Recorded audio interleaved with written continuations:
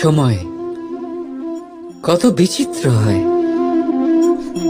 সময় আমাদের পক্ষে থাকলে আমরা নিজেদের রাজা মনে করে নিই, আর সেই সময় যদি বিপক্ষে চলে যায় তাহলে নিঃস্ব হতে সময় লাগে না। তাই মানুষের একটা অভ্যেস আছে, খারাপ সময়ের জন্য কিছু সঞ্চয় করা। আত্মীয়, বন্ধু খারাপ সময় পাশ থেকে সরে যায়। যশ, মান প্রতিকূল সময় চিরস্থায়ী হয় না। তাই মানুষ মনে করে অর্থ সঞ্চয় করাই শ্রেয়। অর্থের কোনো হৃদয় নেই যা সময়ের সাথে পরিবর্তিত হবে। সংসার বলে সর্বদা অর্থ সঞ্চয় করতে থাকুন। খারাপ সময় অবশ্যই কাজে লাগবে, কিন্তু আমি বলবো শুভ কর্ম করতে থাকুন, আনন্দে থাকুন, নিজের ওপর আর ঈশ্বরের ওপরে বিশ্বাস রাখুন। খারাপ সময় কখনো আসবেই না। রাধা রাধা। প্রকৃতি মানুষকে এক বিশেষ শক্তি দিয়েছে, অন্য জীবের থেকে বেশি শক্তি দিয়েছে। স্মরণ শক্তি। এই শক্তি মানুষকে অন্য জীবের থেকে ভিন্ন করে, ইতিহাস রচনা করার প্রেরণা দেয়, জ্ঞানকে বংশানুক্রমে এগিয়েও নিয়ে যায়। আর যারা ভুলে যান, অধিকাংশ সময় তারা উপহাস আর দয়ার পাত্র হয়ে যান। কিন্তু এটাই কি প্রকৃত রূপে সত্য? না। এই স্মরণ শক্তি মানুষের বিকাশের সব থেকে বড় বাধা হয়ে দাঁড়ায়। তার মনকে দূষিত করে দেয়। খারাপ অভিজ্ঞতা, কারোর করা বিশ্বাসঘাতকতা, কারোর কটাক্ষ বেশিরভাগ মানুষই ভুলতে পারেন না। আর তারপর প্রতিশোধ নিতে উদ্যত হন। প্রথমে সময় নষ্ট করেন প্রতিশোধের প্রস্তুতিতে, আর তারপর সময় নষ্ট করেন প্রতিশোধ নেওয়ার সুযোগ খুঁজতে। যদি সন্তুষ্টি পেতে চান, যদি জীবনে আনন্দ পেতে চান, তাহলে স্মরণ শক্তির সদ্ব্যবহার করুন। নিজের স্মরণ শক্তিকে চালনা করুন শুধুমাত্র ভালো কথা আর ভালো স্মৃতির দিকে। জীবনে আনন্দ পাবেন। রাধা রাধা। মানুষ নিজের পরিবারের জন্য কত কিছুই না করে। দিন রাত পরিশ্রম করতে থাকে যাতে তার পরিবারের প্রয়োজন পূরণের জন্য অর্থ রোজগার করতে পারে। কিন্তু শুধু অর্থ রোজগার করাটাই কি যথেষ্ট? আপনি বলবেন, হ্যাঁ নিশ্চয়ই, অর্থ দিয়ে সব কিছু পাওয়া যায়। বিদ্যা পাওয়া যায়, বাড়ি পাওয়া যায়, ওষুধ পাওয়া যায়, আর কত কিছুই না পাওয়া যায়। এইসব একটা পর্যায় পর্যন্ত সঠিক, কিন্তু একটু মন দিয়ে ভেবে দেখুন, যখন কোনো শিশু অসুস্থ হয়ে পড়ে তখন সে ওই তিক্ত ওষুধ কেন খেয়ে নেয়? এই জন্য কারণ ওর পিতা সেই ওষুধ অর্থ দিয়ে কিনেছে? না, বরং এই জন্য কারণ তার পিতা যে তার সামনে দাঁড়িয়ে, তার ওপরে তার বিশ্বাস আছে। বিশ্বাস আছে যে উনি তার কিচ্ছু হতে দেবেন না। এই বিশ্বাস, এই সংস্কার, এই শিক্ষা কখনো অর্থ দিয়ে পাওয়া যায় না। এটা পাওয়া যায় সেই সময় থেকে যা মাতা পিতা তাদের সন্তানের সাথে কাটিয়েছেন। তাই জীবনে অর্থ অবশ্যই উপার্জন করুন, কিন্তু নিজের পরিবারকেও সময় দিন, আনন্দ পাবে। রাধা রাধা। কখনো কোনো পাখিকে দেখেছেন? যখন তারা ডিম পাড়তে প্রস্তুত হয় তখন তারা সবচেয়ে আগে একটা স্থান খোঁজে, একটা স্থান যা বর্ষা, রৌদ্র আর শত্রুর থেকে সুরক্ষিত হয়। তারপর তারা বাসা তৈরি করে, তারপরেই ডিম পাড়ে। আর তারপর যখন সেই ডিম ফুটে তার সন্তানদের জন্ম হয়, সে তাদের খাবার খাওয়ায়, তাদের রক্ষণাবেক্ষণ করে। কিন্তু যখন তাদের ডানা গজায় তখন না সে তাদের খাবার দেয় আর না তাদের বাসা বানাতে শেখায়। শুধুমাত্র তাদের উড়তে শেখায় সে। তারপর সেই বাচ্চারা আকাশে উড়তে শিখে নিজেরাই নিজেদের খাবার জোগাড় করতে শিখে যায়, নিজেরাই নিজেদের বাসা বানাতে শিখে যায়। আর আমরা মানুষেরা কি করি? আমাদের সন্তান বড় হয়ে যাওয়া সত্ত্বেও তাদের নিয়ে সর্বদা দুশ্চিন্তা করি। তার জন্য আমরা গৃহ নির্মাণের চেষ্টা করি। নিজের সন্তানকে আরো শক্তিশালী করে গড়ে তোলার বদলে তাকে আমরা দুর্বল করে দিই।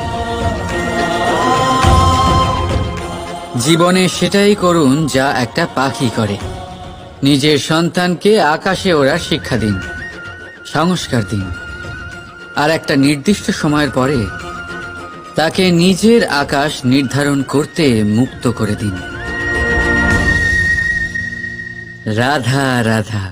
সাগরে সেতু বাঁধার গল্প তো আপনারা নিশ্চয়ই শুনে থাকবেন। রামচন্দ্রের সেনাকে 100 যোজন সমুদ্র অতিক্রম করে লঙ্কায় আক্রমণ করতে হতো।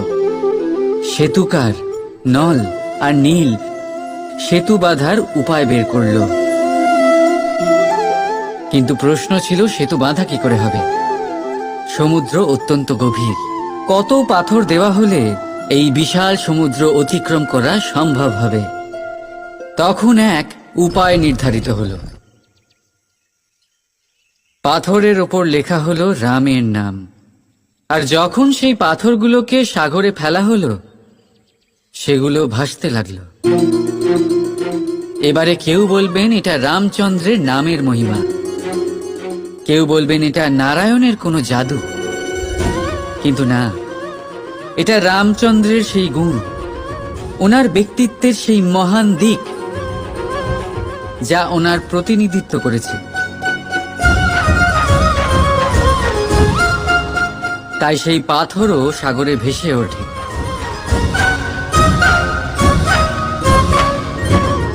ঠিক সেইভাবেই যেখানে আমরা থাকি না, সেখানে আমাদের গুণ আমাদের প্রতিনিধিত্ব করে। আমাদের নামের শক্তি আমরা নিজেরাই তৈরি করি, আমাদের কর্ম দিয়ে, আমাদের গুণ দিয়ে। এবার সিদ্ধান্ত আপনার যে আপনার নামের সাহায্যে কেউ বিপদ থেকে উদ্ধার হবে, নাকি আপনার দুষ্কর্মের ফলে কেউ ডুবে যাবে। ভালো করে ভেবে দেখুন। রাধা রাধা।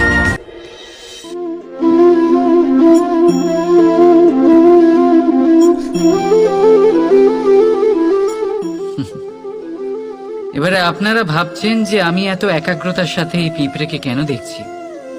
আপনাকে বলি যে আজ এই পিঁপড়েকে দেখে আমি মন্ত্রমুগ্ধ হয়ে গেছি। ওর রূপ বা ওর আকার দেখে নয়, এই পিঁপড়ের প্রচেষ্টা দেখে।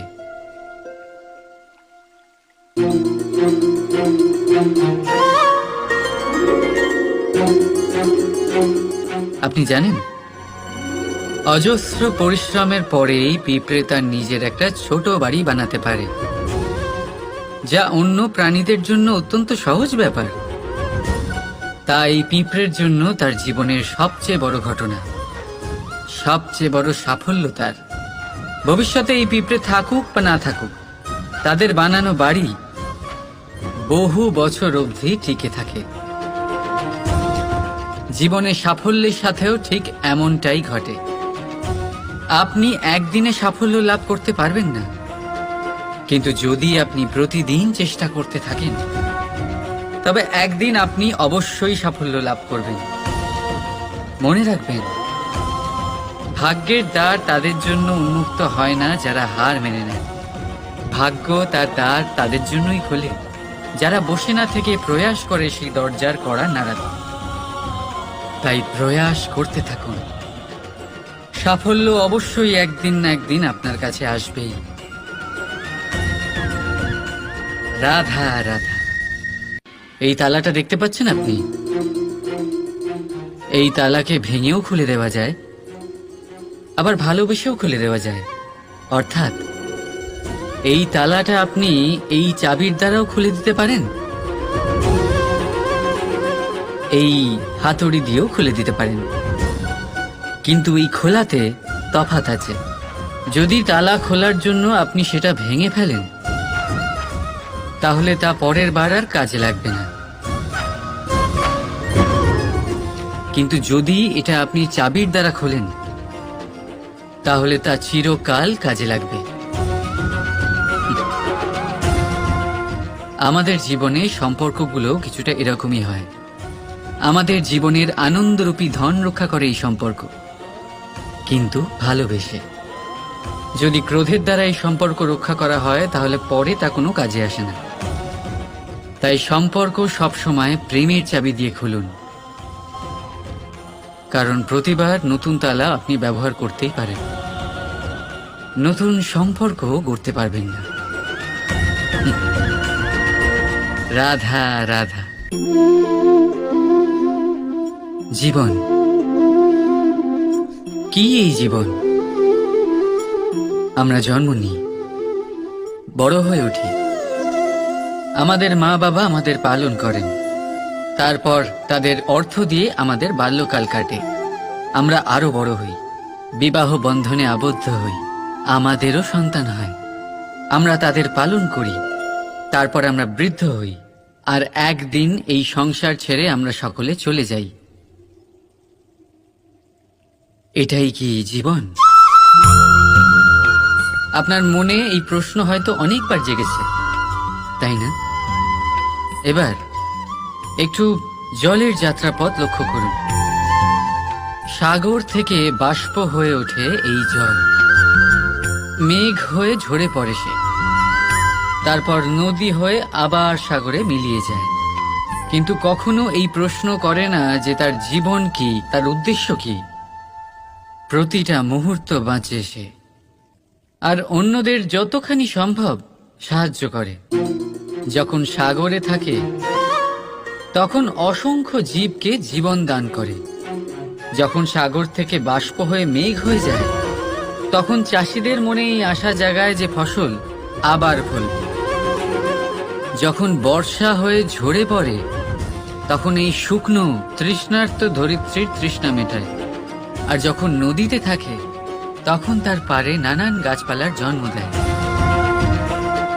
কিন্তু ভাবুন, জল কি কখনো এটা ভাবে যে তার জীবন কি, বা তার জীবনের উদ্দেশ্যটাই বা কি? না, সে শুধু নিজের ধর্ম পালন করে যায়, আর যতটা সম্ভব সবাইকে আনন্দ প্রদান করতে থাকে। সেই জন্যই জীবনে কখনো এই প্রশ্ন করবেন না যে এই জীবন কি, এই জীবনের উদ্দেশ্য কি।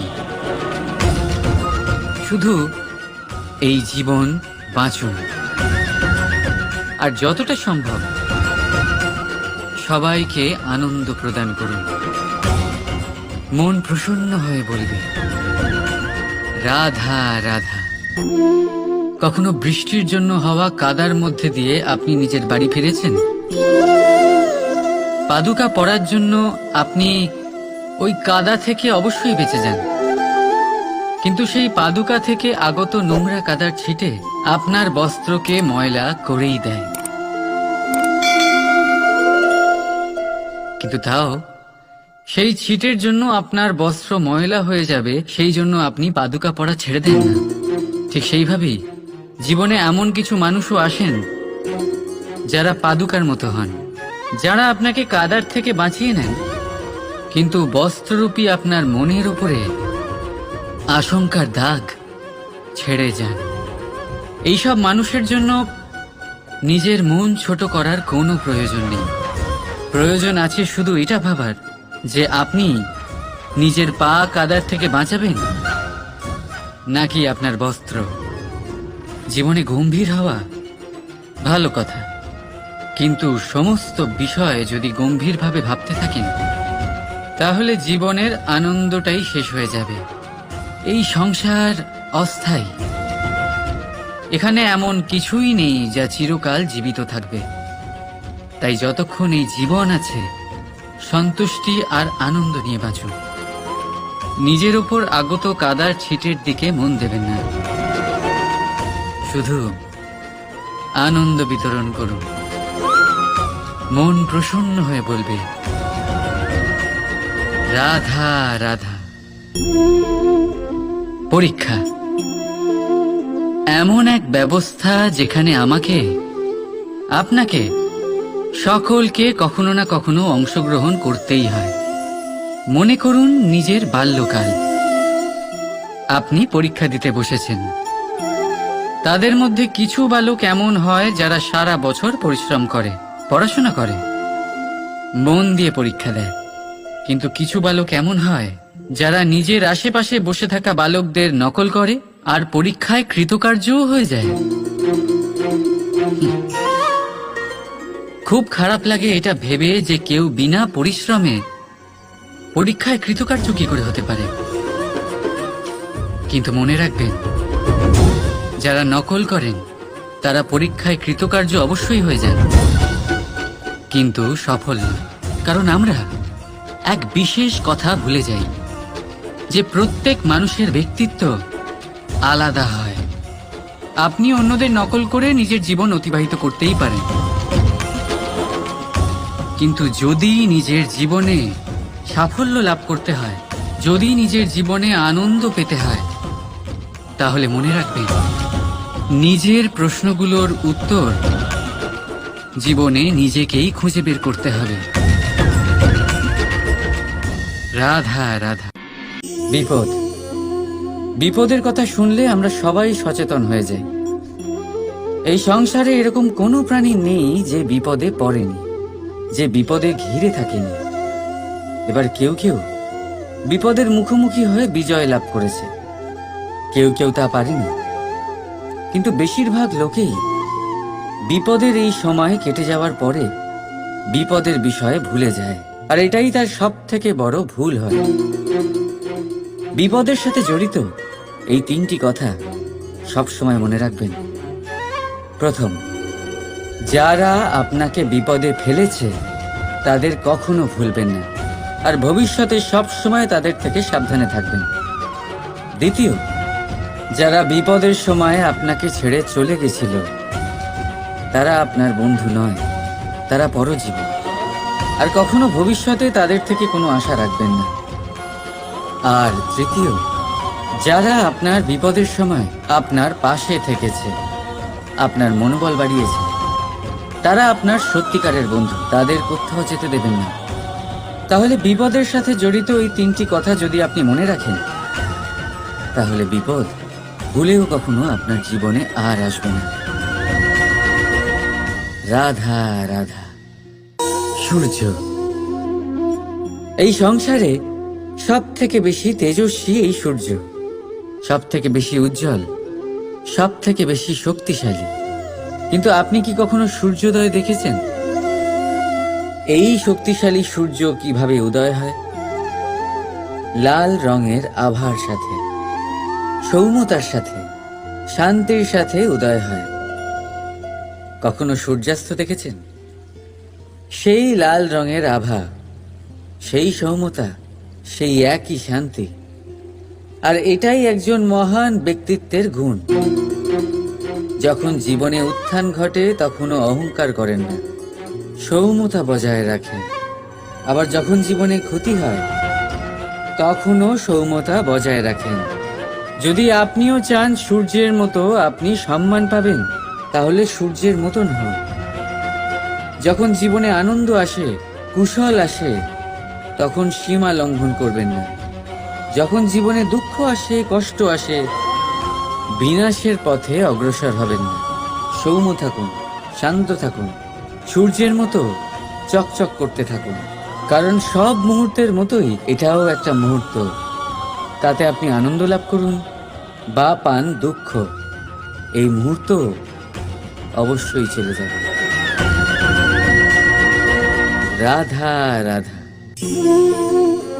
কথায় আছে, জীবনের সম্পর্ক নিয়ে কখনো অঙ্ক কষা উচিত নয়। এই কথা তো ঠিক। যদি এই সম্পর্কে লাভ, ক্ষতি, গুণ, ভাগ এসব চলে আসে, তাহলে সবকিছু শুধু ব্যবসা হয়ে যায়। এই পুরো খেলাটাই হয়ে যায় অঙ্কের। আর এই জীবন নিশ্চিত রূপে অঙ্ক কষা নয়। এই জীবনে আনন্দকে বাড়ানো, কষ্টকে কমানো, গণিতের খেলা নয়, ব্যবহার আর প্রেমের খেলা। কখনো কারোর মাথায় হাত রেখে তাকে শুভেচ্ছা জানালে হয়তো সেটা তাকে এত আনন্দিত করে যে সে পুরো জগৎ জয় করতে পারে।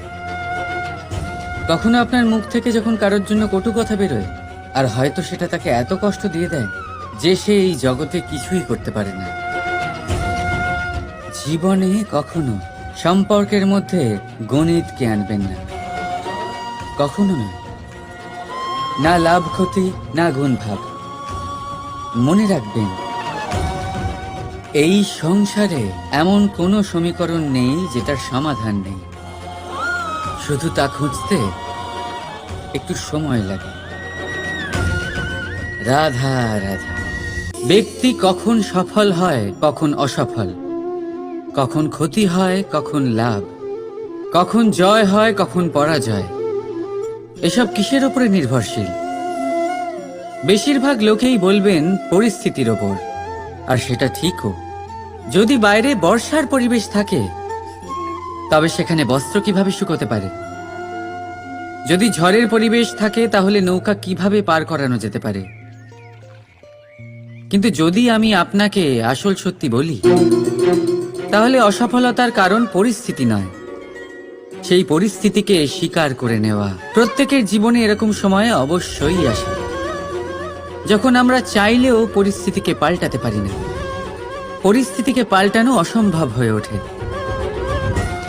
এরকম সময় একটাই উপায় আছে, পরিস্থিতিকে নয়, মনস্থিতিকে বদলান, আর দেখবেন সবকিছু ভালো হবে।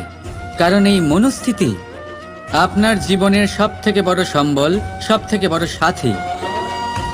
দেখুন, অপবাদ, অসফলতা প্রত্যেকের জীবনের একটা অংশ অবশ্যই, কিন্তু আপনাকে নিরন্তর চেষ্টা করে যেতে হবে, পুনরায় ঘুরে দাঁড়িয়ে এগিয়ে যেতে হবে, তবেই সফলতা আসবে। যদি এতই সহজ হতো সফল হওয়া, তাহলে সবাই সফল হতো, তাই তো?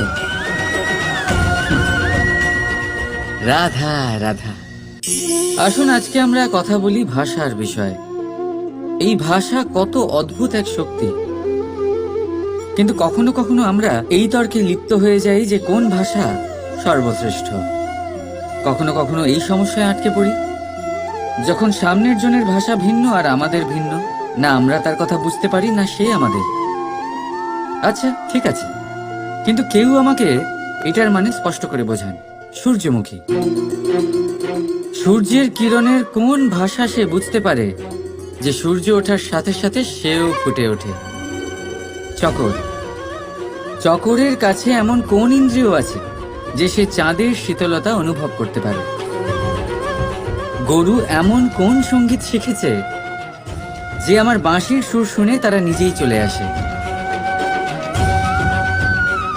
এই সব, এই পুরো সংসার, এই ব্রহ্মাণ্ড শুধুমাত্র একটা ভাষা বোঝে, প্রেমের ভাষা। না কোনো শব্দ, না কোনো বাণী, শুধু অনুভূতি। এই প্রেমের ভাষা সংসারের সব থেকে বড় ভাষা, যেটা আপনি নিজেও বুঝতে পারেন, আবার অন্যদেরকেও বোঝাতে পারেন। রাধা রাধা। এই পাথর দেখতে পাচ্ছেন আপনি? কত গোল, কতটা চকচকে। বাচ্চাদের অনেক সময় এটা নিয়ে খেলতে ভালো লাগে, আর কেনই বা লাগবে না? কতটা সুন্দর আর মসৃণ এটা। কিন্তু আপনি কি কখনো ভেবে দেখেছেন এই পাথর আগে কি ছিল? কোনো বিশাল আকার পর্বত, কোনো বিশাল আকার পাথরের একটা বড় ভেঙে যাওয়া অংশ বিশেষ, যেটা কোনোভাবে নদীতে পড়ে নদীর ধারার সাথে বইতে থাকলো। মাটির সাথে ঘর্ষণ হলো, বালির কণার সাথে ঘর্ষণ হতে থাকলো, আর তারপর ধীরে ধীরে এই আকার পেল। এবার আমরাও এই পাথরের মতোই। তাই মনে রাখবেন, আপনার ব্যক্তিত্ব, আপনার এই স্বরূপ ঈশ্বরের দেওয়া কখনোই নয়। হ্যাঁ, প্রকৃতি অবশ্যই আপনাকে জন্ম দিয়েছেন, কিন্তু আপনি নিজে নিজের ব্যক্তিত্বের রচয়িতা, আর আপনি তা রচনা করেন কঠিন পরিস্থিতির মুখোমুখি হয়ে, সংকটের ধারা পার করে। তাই আপনিও এই পাথরের মতো নিরন্তর চেষ্টা করতে থাকুন। নিজের অস্তিত্ব বজায় রাখুন, এই অস্তিত্বকে মহান করতে থাকুন, আর আমার সাথে ভালোবেসে বলুন, রাধা রাধা। সংসারে প্রত্যেক মানুষের মনের গভীরে অনেক রকমের চিন্তা লুকিয়ে আছে। পিতামাতার চিন্তা, সন্তানের চিন্তা, স্ত্রীর চিন্তা, কাজের চিন্তা, ভবিষ্যতের চিন্তা, ইত্যাদি ইত্যাদি। মানুষের এই মন নানান চিন্তায় ভরা, কিন্তু আস্তে আস্তে এই চিন্তা চিতা হয়ে ব্যক্তিকে সমাপ্ত করে দেয়।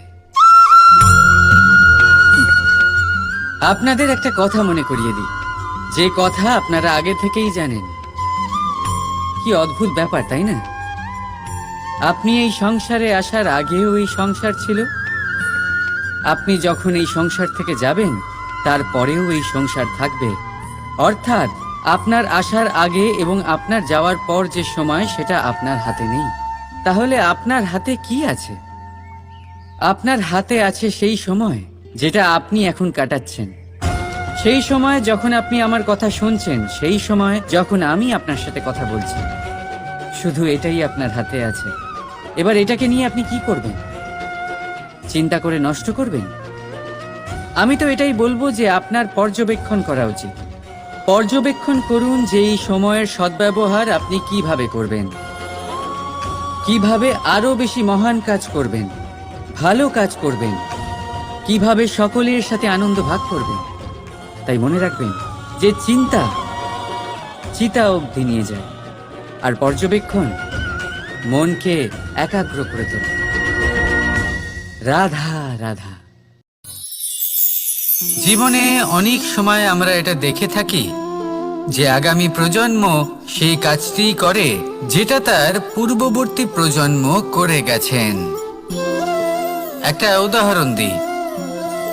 তাহলে দেখুন, একদিকে আছে মাতা পিতা যারা আজীবন সংঘর্ষ করেছেন ধন অর্জন করার জন্য। তারপর তারই সন্তান তার সাথেই লড়াই করে তার থেকে সমস্ত সম্পত্তি ছিনিয়ে নিল।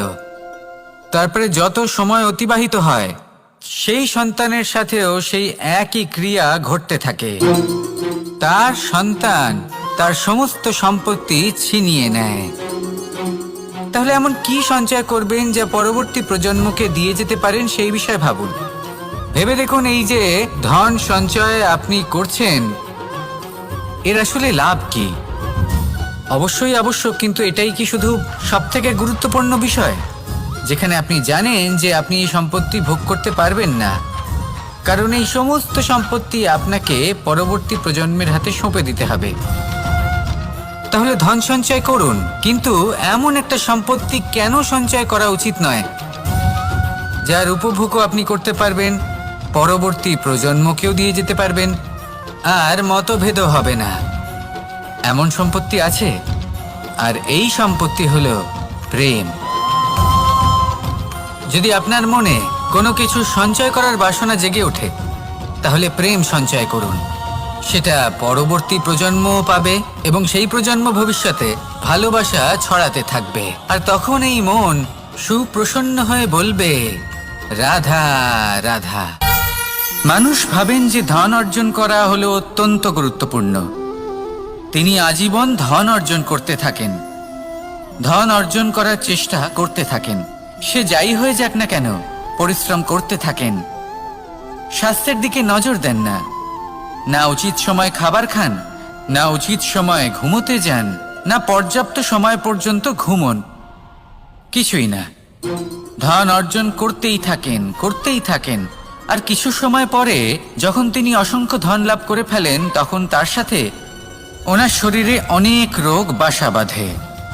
এইসব রোগের উপচার করতে করতে সেই সমস্ত ধন যা উনি অর্জন করেছেন তা তিনি ব্যয় করে ফেলেন। শেষ পর্যন্ত কি হয়? আমরা যেভাবে এসেছি ঠিক সেইভাবেই ফিরে যাই, ধন এখানেই থেকে যায়। দেখুন, একটা অত্যন্ত গুরুত্বপূর্ণ কথা রয়েছে যে আপনার বোঝা উচিত। এই যে ধন, তার ব্যবহার করুন জীবনকে আরো ভালো করে তোলার জন্য। ধনের সদ্ব্যবহার করা উচিত, এমন যেন না হয় এই ধন আপনাকে ভোগ করে ফেলে। এই জীবনকে নিশ্চিত রূপে আরো শ্রেষ্ঠ করে তুলুন। কিন্তু এই ধন অর্জন করার এই প্রক্রিয়াতে নিজের সারা জীবনকে নষ্ট করে ফেলবেন না। এই জীবন উপভোগ করতে শিখুন আর আমার সাথে ভালোবেসে বলুন, রাধা রাধা। কথায় আছে, অন্ধকারে প্রদীপ প্রজ্বলিত করলে চতুর্দিক আলোকিত